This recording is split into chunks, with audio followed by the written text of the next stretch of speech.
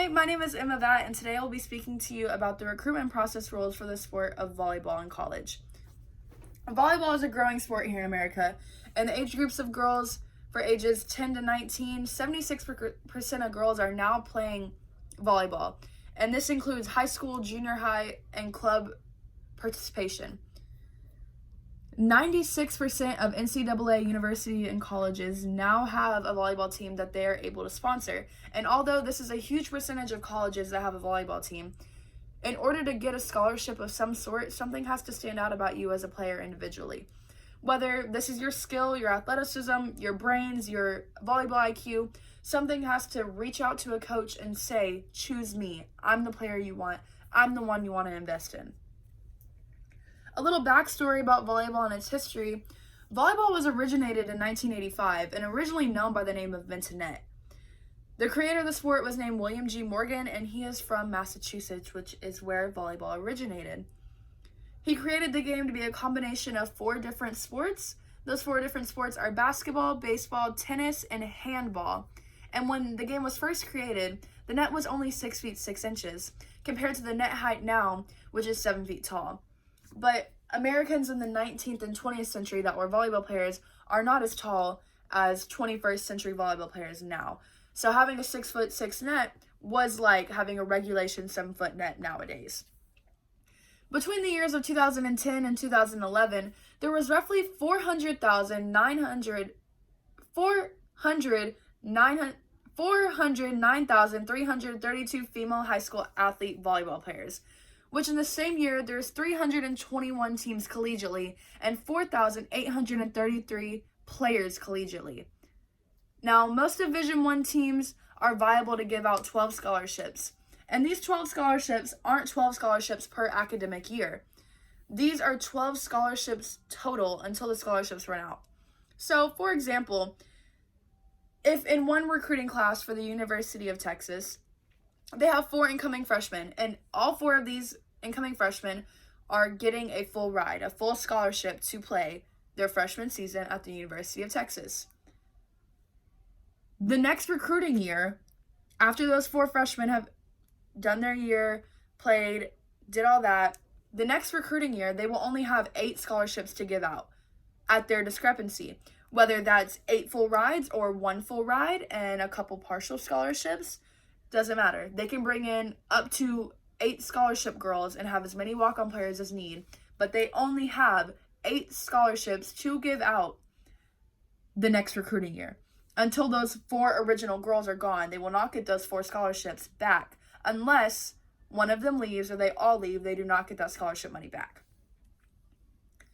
Now, there are certain rules that are set in place to not let kids commit too early to a powerhouse school and have that one school end up with a stacked recruiting class every single year.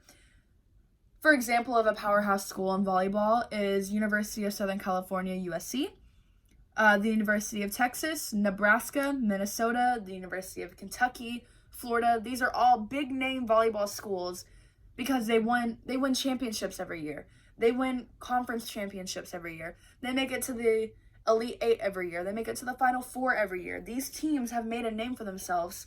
And these rules are set in place so younger girls won't commit too early to a school and have a stacked recruiting class every single year for the same school. And the rule states that until September 1st of he or she's junior year of high school, they may not be able to make any verbal commitment to any school without the consent of the university and the NCAA.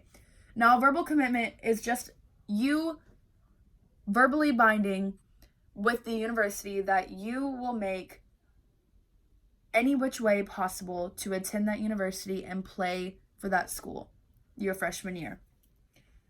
And once a student athlete's senior year rolls around starting November 14th, they're able to sign their National Letter of Intent, or NLI for short. Your NLI states that the recruitment process is now over because there is no other NCAA school that can speak to, contact, or visit a student athlete that has already signed their NLI. If another school contacts a student athlete after they assign their NLI and the student responds, they are now able to lose their scholarship or to sit out their freshman season. These are the main 2 punishments that the NCAA gives out for students going out of out of their guidelines and out of their rules and regulations of their NLI.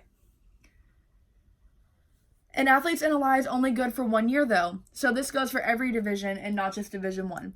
So yes, this includes Division 1, Division 2, Division 3, NAIA schools, and NJCAA schools. NAIA schools are private Christian universities that are not big enough to be in the NCAA. They do not have enough funding by the university to be in the NCAA.